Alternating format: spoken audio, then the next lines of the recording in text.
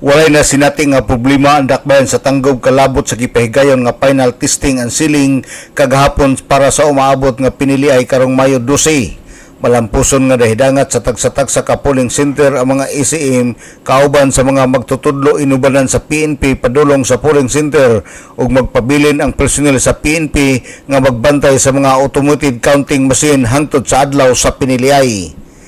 Ang dakbayan sa tanggob adunay 55 ka barangay, 49 ka polling center og 72 ka cluster precinct og nagpasalamat si Police Colonel Marlo Mesias ang hipi sa kapulisan sa Tanggob City sa pag-abag sa Sikan Mobile Force Company ingon man sa Philippine Army og sa Coast Guard og nag-awhag siya sa katawhan nga i-exercise ang katuod sa pagbuto og nang hinaot nga unta malinawon ang paghahimuon nga piniliay karong umaabot nga Lunes pitsa 12 ning bulan sa Mayo.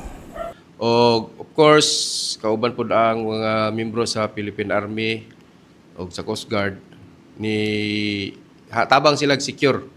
sa pag-distribute sa 49 ka mga padong dito sa 49 ka mga polling center. So natay 72 ka mga election counting machine of precincts, so polling precincts nga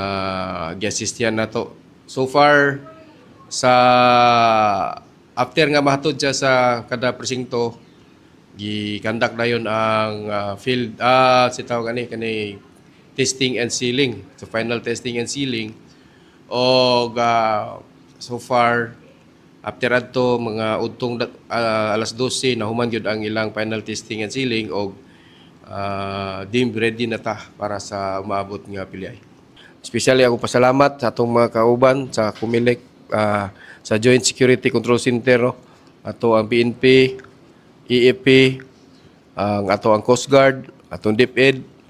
o of course sa mga katawhan,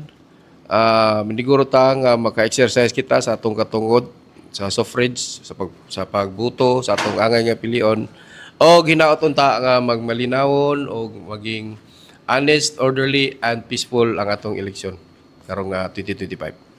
Si Police Colonel Marlo Mesias ang hipi sa kapulisan sa dakbayan sa Tanggob. Alang sa DXDD Radio Campana, Radio sa Simbahan, W45 Dudong Balgamento, Danag sa dakbayan.